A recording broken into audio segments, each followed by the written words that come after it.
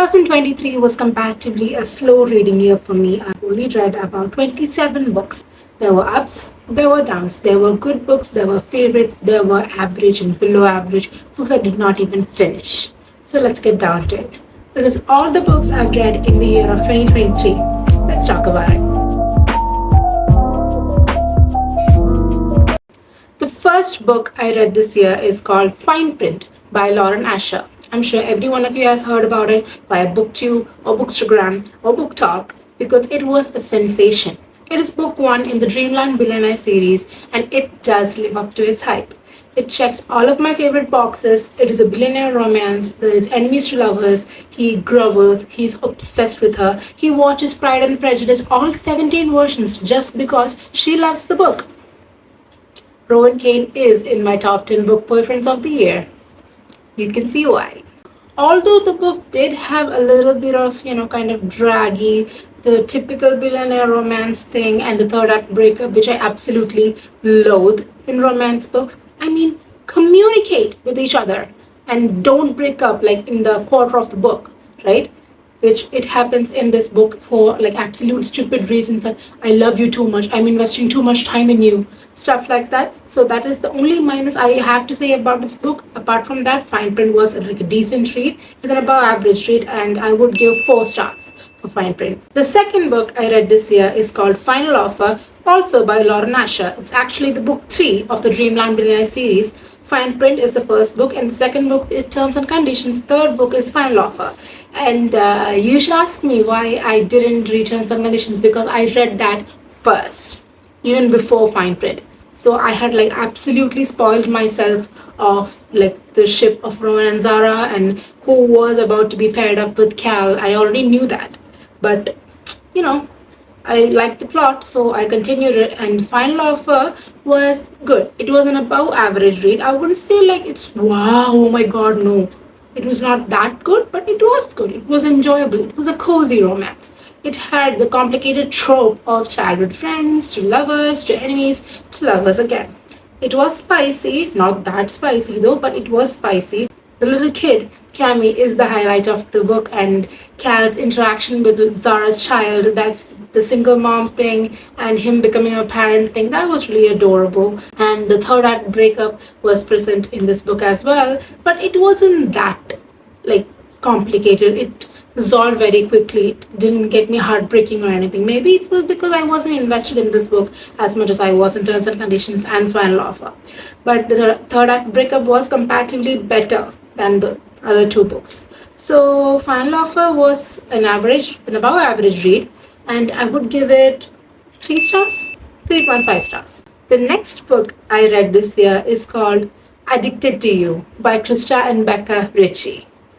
Now this book, my love, is a part of my life now, is embedded into my soul, branded into my soul. Lo and Lily, Connor, Rose, Reich, and Daisy. Oh my god.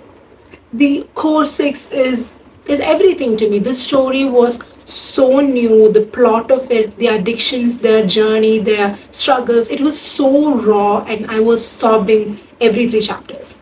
I mean, you could easily, if not written like carefully, you could like easily consider these people as a slut or an alcoholic or an ignorant person. But no, Krista and Becca Ritchie like carefully, really nicely like takes the story forward, keeping us engaged and makes us fall in love with them all along. The moment Connor Cobalt makes his appearance, you will jump ship like Jack Sparrow. You will absolutely do it because that man, my friend, is a god. Connor Cobalt is a god. It is an absolute 5-star for me. It's an absolute 5-star read for me. Every one of the books. The next book that I read this year was called The Cheat Sheet by Sarah Adams. This book was so adorable. This book like got me through a reading slump. It's so simple. It's very cozy. It's a cozy romance. It's friends to lovers. The MMC is a sunshine boy, so is the FMC, and it is adorable. They're both obsessed with each other from the beginning, but they are not aware of it. The girl thinks Why won't he fall in love with me? It's been so many years, he doesn't notice me. But at the same time, the guy is making a cheat sheet with his best friends to make her fall in love with him. It is just absolutely adorable. I'll show you the cheat sheet. Where is it? Where is it? Yeah. See the cheat sheet? A romance cheat sheet. He makes it. His friends tell him to do these so that she will fall in love with him. And this is an absolute cozy read. It can get you out of a reading slump. It is like it is a typical Sarah Adams books. The language is very simple, and you will get caught up in it very quickly. And it is a really nice book, and I liked it. But it is still not 5 star for me. I don't give out 5 stars that easily. So, but this book is a 3.7 stars for me. The next book that I read this year is called The Raven Boys by Maggie Stiefvater. Stiefvater? Maggie Stiefvater. The next book that I read this year is called The Raven Boys by Maggie Stiefvater. This book has like a big fandom on Wiki. It has a Wiki fan page and all. It is very popular, but I couldn't get into it. Maybe it's the language, maybe it's the age of the characters, but something like pulled me down and I couldn't get into it. But I was really excited about the series. I bought the whole quartet of it. I bought the box set of it and I regretted it immediately. I've made like one tab in this book, one tab and one tab alone, because it didn't feel interesting to me. The plot of it is slightly paranormal. Our FMC Blue is a gifted seer. She can see dead people, communicate with it, and she has a curse that when she kisses her true love, he will die. So basically, Jax in female form. Yeah? And the MMC is rich privileged white boy who is obsessed with this lost Welsh king and makes matchbox castles in his room, drives a luxury car at 17, and there is a group of people like that, and everyone has their own POV, and I didn't like any of them from the beginning, and it was too difficult for me to continue, so I DNF'd it. I may in the future someday pick it back up, but I don't know, man. There are plenty of fish in the sea, right? So I might not come back to this fish anytime soon, but who knows? Who knows? Maybe I will come back to it suddenly. Realization do happen to me like that. I am an ADHD person. Hobbies pop up randomly, so I might wake up one day and decide that I like this book and I like this book. So you'll see. I DNF'd it, by the way. I haven't touched it since. The next book, actually I should say the next series I read this year is called the Eden series. It is my absolute favorite series of the year that I've read. I read 4 books of it. There are 2 more that came out later. I haven't touched them, but I read 4 books of the Eden series: Indigo Ridge, Jasper Vale, Garnet Flats, and Juniper Hill. It is about the members of a family called the Edens. The first book, Indigo Ridge, is about the eldest son and the town sheriff. They kind of have one night stand and they find out that they are supposed to work together. There's a murder happening in his farm and she comes to investigate. He's a cowboy, she's a cow. There is a lot of chemistry, a lot of spice, but Devney Perry books are like equal mix of spice and plot. So I absolutely loved it. And one thing I absolutely love about Devney Perry books is that there is no third act breakup. She doesn't do that. Her characters does something that many of her characters should learn. They communicate with each other and resolve their issues before it goes out to them moving out or having to break up and seeing each other after 6 months, stuff like that. There is no miscommunication trope, there is no third act breakup, but still the story goes on absolutely flawless. And Indigo Ridge is a 3.5 stars for me, and it's a great book, but my heart belongs to Knox Eden in Juniper Hill. Knox Eden is a chef and he works in the Aloys, his family's hotel inn. He falls in love with the new housekeeper that comes in Memphis. She's a single mom. He falls in love with the baby first and then Memphis, and it is absolutely flammable. And I love Knox Eden, the dialogues. He's such a nice person, and he's not grumpy per se, but he is borderline grumpy. And she is not sunshine. She is a struggling mother who is a single mother. She has a baby to worry about, and the baby is always crying. She's exhausted and she needs help, but she can't ask for it because she's in a new town. And oh my god, when Knox comes in and intervenes, the chemistry just clicks. And Juniper Hill absolutely has my heart, and it is comparatively the spicier book of the series. I felt like the spiciest book of the series. Or maybe it's because I'm partial to Knox Eden and his techniques. Maybe, I don't know. Okay, so Juniper Hill is the second book and my most favorite of the Eden series. Third book is Garnet Flats. It's about the Eden first book about an Eden sister, Talia Eden. And Talia is a doctor and she falls in love with a boxer, and how they.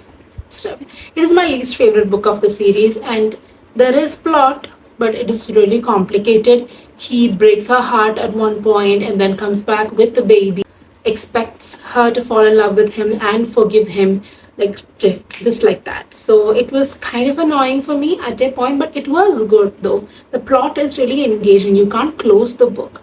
Even though you hate it, you can't close it because you want to know what the next page brings. That's how Devani Pari writes, and I absolutely love her writing. Even though Garnet Flats was my least favorite book of the series, I still liked it.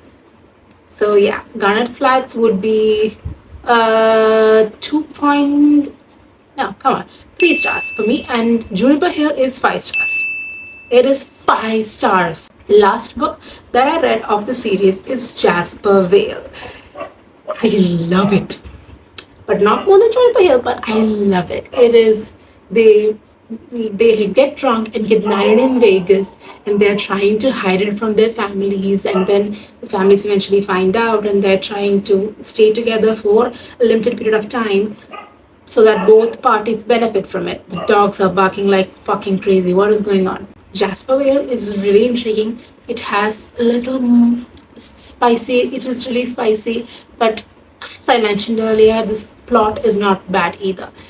There is no third act breakup, but Jasper Vale did have me sobbing at a point of time. The next book in the series is the first mystery book, or the first mystery book I read in this year. It is called The Inheritance Games. I am telling you, if there is an option to get inside a book and live as a character, I am choosing Avery Kylie Grams. Because this girl, homegirl, went from being homeless to being a multi-billionaire. Is that a word? Multi-billionaire? I don't know. Trillionaire? Nah. Avery Kylie Grams receives a letter one day that some big Hawthorne guy invites her to his home after he's dead, and during the reading of his will, he has written all of his belongings except from a small percentage, the majority of his belongings, to Avery, who is a nobody, who is nothing to the family. And the rest of the family is trying to figure out why he gave it to her, and she is also trying to figure out why he gave it to her, and he leaves small clues everywhere in the house, and it's a big puzzle, and you will think you have figured it out, but like it will change just like that. And the mystery in this book had me by my lady balls. I was reading it till 6 a.m. in the morning, and I forgot to set my alarm, and I slept through it. It was a bad day at work, but I absolutely love this one. Inheritance Games. I haven't gotten to the next book, the Hawthorne Brothers book yet, but I know when I get to it, it will be as good as this one. And there is, however, a love triangle going on. There is Jameson Hawthorne and Grayson Hawthorne, but Avery, like every stupid heroine, like every K-drama heroine, chooses the wrong guy. She chose Jameson. Give Grayson to me. He is Aaron Warner and Draco Malfoy's son. She came from nothing. Now she has everything, even 2 boys who is pining after her. What character, what more do I want in life? What character do I want to be in life? If I ever have an option to get inside a book, I am choosing to be inside this one, I am choosing to be Avery Kylie Grams. Yeah, this book is 4.5 stars for me. Absolute masterpiece. You should read it. The next book I've read this year is Everyone and Their Mother has known about this book in Bookstagram and Booktube. It is called Kingdom of the Wicked by Kerry Maniscalco. Its hype was over the roof. Wrath and Emilia was in every edit when I opened Bookstagram during a time, and it did live up to its hype. It's really good. The plot is nice, the driven factor of the heroine to go to hell to go to hell. The plot is really nice, and the characters, the enemies to lovers, is really nice actually. The prince from hell and the witch who is in hiding, and there is a witch hunt going on. Her sister gets murdered. She wants to find out who did it. She suspects Wrath, but he thinks it's another prince of hell, and they kind of stay together and find who is the killer, stuff like that. So there is forced proximity, there is enemies to lovers, there is banter, and there is what there's what chemistry. Chemistry is overflowing from the cauldron. It is nice, and like there is twist and turns. There was heartbreak at the end, but I liked it. Okay, I really love this book. It had me in its clutches. Kerry Maniscalco has that effect. I mean, stopping Jack the Ripper.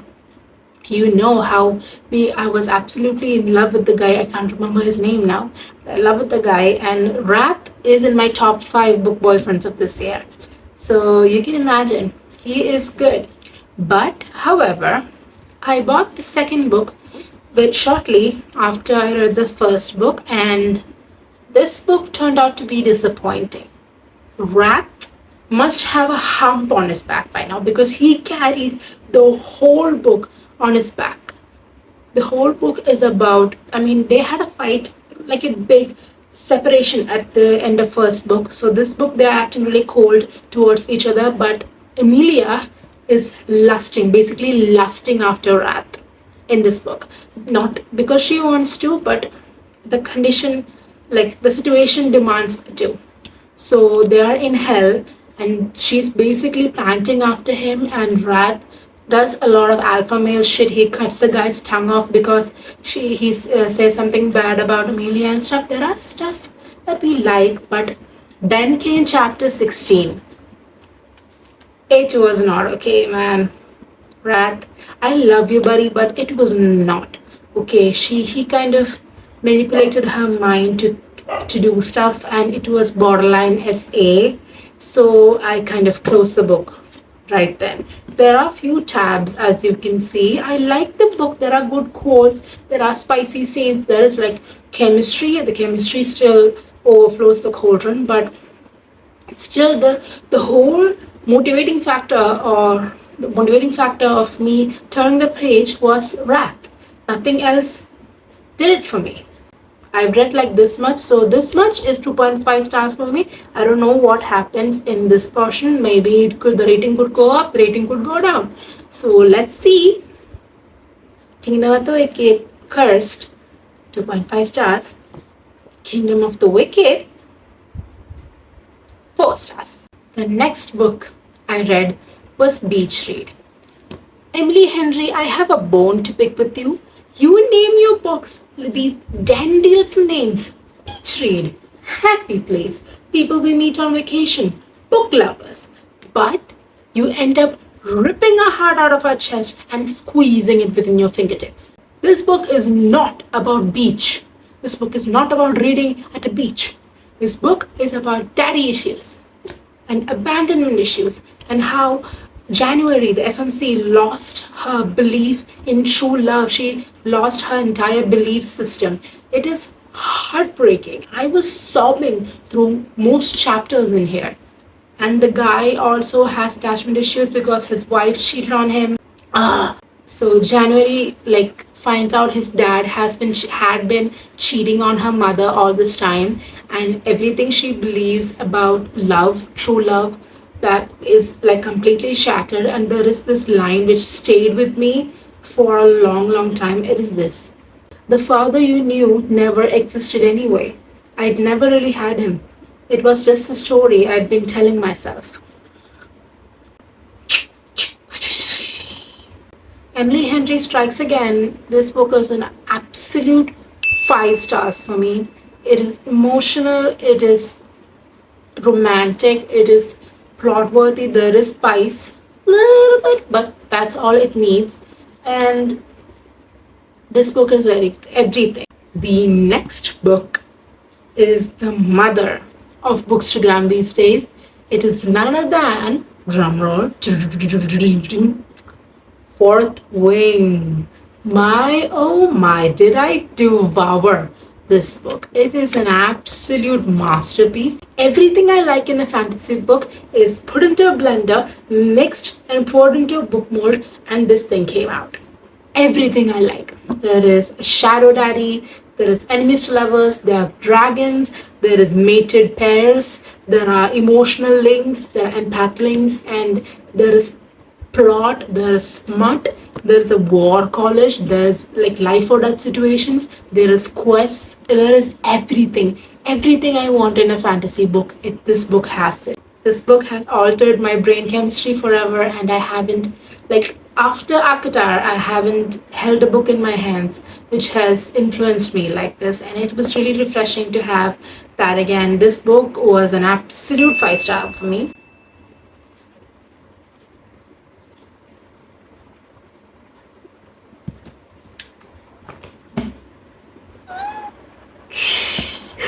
It had me questioning my morals. It had me reconsidering what I liked. It had me questioning my existence. What is this book? Is there crack in these pages? Because I was hooked. Okay, sure. The FOMO made me buy it. Okay, the Bookstagram influencer thing works, and I was really influenced to buy this book. However, the content made me stay. There are a few things that I'm not okay with in books. I mean, it is a dark romance book, but the gun scene was basically borderline essay. But the trigger warnings do say that you should be like, this is what you should expect. So I'm not in the liberty to complain about it. But still, it was, questionable. Made me question myself, and I kind of liked it. So it was, and the mirror scene, the House of Mirrors scene had me like drooling.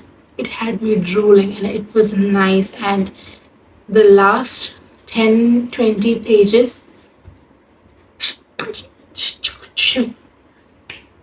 I still haven't like ordered Hunting Adeline because I know it's gonna be heartbreaking. I've seen stuff, I've seen reels, and it's made me terrified. And this book is, Zaid. I still haven't heard his last name in this book. It comes in the next book, but we all know he's Zaid Meadows, and I'm ready to be his little mouse. But I'm scared. If a stalker calls me a little mouse and leaves thornless roses in my kitchen counter, I'm calling the police, and I'm buying 2 German Shepherds. So, I like it, but I would like it to stay within the pages. I don't want it in my life. So, but still, this book was a 4.5 stars. It was really good. The next books that I read is the Kings of Sin series by Anna Huang. King of Wrath and King of Pride. And King of Wrath was, good. It was good. It had arranged marriage, enemies to lovers, marriage of convenience, spies, groveling, you are my wife trope, and it was nice. Dante Russo is a potential book boyfriend, but the thing is, the third act breakup was so predictable. I could have called it in the first 10 pages. And it is a good book, but still, it wasn't that good. There is one scene where she uses his credit card to buy a lot of stuff, like spend $800 or $8,000 or something, and he's like, that's okay, that's just my wife throwing a tantrum. The Kings of Sin, King of Wrath was, let's say, 3.5 stars for me. Only because it was really predictable and the chemistry was there, but still The third act breakup thing was really predictable, and I really get hung up on the third act breakup thing. King of Pride, however, the silent ones are the freaky ones. Kai Young, that man owns my heart. He is in the top 5 of my book boyfriend list of 2023, and you know why? He has a wicked mouth. He likes feathers. He uses feathers. So Kai and Isabella were goals. There was secondhand embarrassment at some places, but good secondhand embarrassment. There were no cringy scenes or anything, but it had me going all the time. It had me giggling. It had me kicking my legs up in the air. Kai Young is just chef's kiss. That man is made in a mold, and then Zeus broke the mold and threw it away. King of Pride did have a third act breakup, but it was a good third act breakup. It was not like predictable. It was really a nice third act breakup. But they communicated and they resolved it very quickly, so it didn't affect my likeness. King of Pride is a 4.5 stars. King of Sin is 3.5 stars. King of Wrath is 3.5 stars. What's wrong with me? Another enemies to lovers romance, another mafia romance, but this one, however, enemies to lovers done right. This is an enemies to lovers mafia romance with marriage of convenience, and it is everything. Callum and Ada, they are fighting till the sun comes up and when the sun goes down, and they do fight in the bedroom too.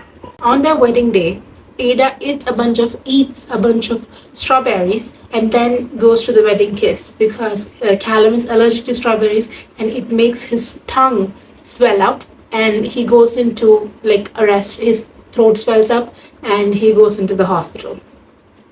And you know what he does back? He wanted her to feel how it felt to have your airway closed up, so he pushed her into the pool. You can't just instantly fall in love with her. You have to fight first, right? That is the whole banter thing. Then only the chemistry comes in. This book was everything. The end was a little twisted lies kind of stuff for me. The stalker thing, it was predictable, but I still liked it. And the enemies to lovers banter thing made up for the everything bad in this book. So, Booklet Prince was around, like, let's give it a 4 stars from me. The next one is Caravel. This book, like, I read it very recently. It has excellent world building, the characters, the backstories, the storytelling is absolutely marvelous. We get really pulled into the world of Caravel, but I don't know what happened. Like, after I got halfway, instantly lost interest for it. Maybe it's me being in a reading slump or in a burnout or stuff like that, but I suddenly lost interest for this book, so I closed it and reopened it after like 2 weeks or something. The only reason that I pushed through this book was because I wanted to read Once Upon a Broken Heart, and I can't like read it without the backstory, right? So the only reason I pushed through was this. But by the end, the stuff got really interesting. The twists and turns, it was really unexpected. So I was really into it, but I don't know what happened in the middle. I was kind of turned off. Travel was good. I don't know what happened in the between. Maybe it's me, but I really like the ending. The world building is amazing, and I will be continuing the series. I will keep you posted. And this book was a 4-star for me. 3.8 stars for me. It could get better for me. Now comes the best romance book that I've read in 2023. Drum roll. Ta-da! Love Theoretically. Oh my god, I loved this book. I devoured it. It's absolutely amazing. The chemistry was just flammable. It was beautiful. It is also woman in STEM. And Ali Hazelwood says in the author's note that it is the most STEM related book she's read. There are a lot of phrases in the book that I didn't even understand, but I just stomached it because it should mean something important. So I just like passed through it. But the book is really nice. The chemistry is absolutely nice. Jack Smith, the man, is amazing. He is a snack. also the main factor that I loved about this book is that this book portrayed the most realistic sex scene I have read in a romance book by far. Because we read about, multiple, read about already magnified expectations in bed, but this one just spit out the actual truth and I loved it. It is absolutely amazing. The chemistry is just flammable, and there is no third act breakup in this book like the last one. And the effort he puts into winning her over, he is smitten, he is gone for the good for Elsie, and the effort he puts into it's just absolutely adorable, and I loved it, and I will get it tattooed into my body if I can. So these are the 27 books that I read this year. There were good ones, there were bad ones, as I mentioned earlier. So I should say my most favorite books of 2023 according to the genre. My favorite fantasy book of 2023 is nobody else than True Fourth Wing. This book has my heart and it is everything, and this is my favorite fantasy book of 2023. Now, my favorite romance book of 2023 is it's actually two: Love Theoretically and Brutal Prince. Brutal Prince is not technically romance, it's mafia, but still it does come under the romance subgenre. So these two are my favorite romance books of 2023. So if you like this video, please don't forget to like, share, and subscribe to my channel. I will try to post every week, but then I cannot guarantee because my ADHD brain works differently every day. So I will try to post every week, and please do support me. And I'm planning to do a Sarah J. Maas reread by next month, and hopefully I get to take you guys together with me. I will catch you in my next video. Bye.